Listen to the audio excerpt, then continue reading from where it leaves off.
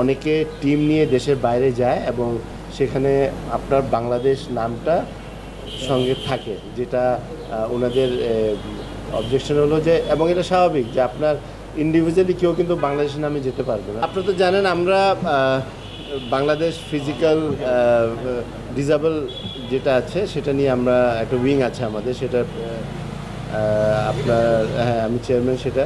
তো আমরা গত বছর একটা টুর্নামেন্ট করার চেষ্টা করেছিলাম, তার আগেও কিন্তু একবার করেছি, এবং আমাদের লক্ষ্য হলো যে প্রত্যেক বছর আপনার এদেরকে দিয়ে, এরা যেহেতু দে আর ভেরি মাচ ইন্টারেস্টেড, তো এদেরকে দিয়ে যেন এরা খেলার সুযোগ সুবিধা পায় সেই জিনিস চেষ্টা করা। তো এখন আমরা আজকের যে মিটিংটা ছিল এনারা এনেছেন, এনারা কিন্তু গত 7-8 বছর থেকে এনাদের সাথে আমার পরিচয়, এনাদেরকে দেখেছি, এনারা টিম চালা ডিসেবল নিয়ে কাজ করে। তো আপনার এখানে 3টা ডিসেবলের মধ্যে কিন্তু একটা আছে ব্লাইন্ড ক্রিকেট, একটা হলো যে আপনার হুইল চেয়ার, এবং একটা হলো ডিসেবল, তো ফিজিক্যাল ডিসেবল। তো সেগুলো নিয়ে আমরা কাজ করছি। তো ওনারা আজকে একটা মিটিং কি আমাকে রিকোয়েস্ট করেছেন ওনাদের সাথে বসার জন্য, তো আমি বসেছিলাম।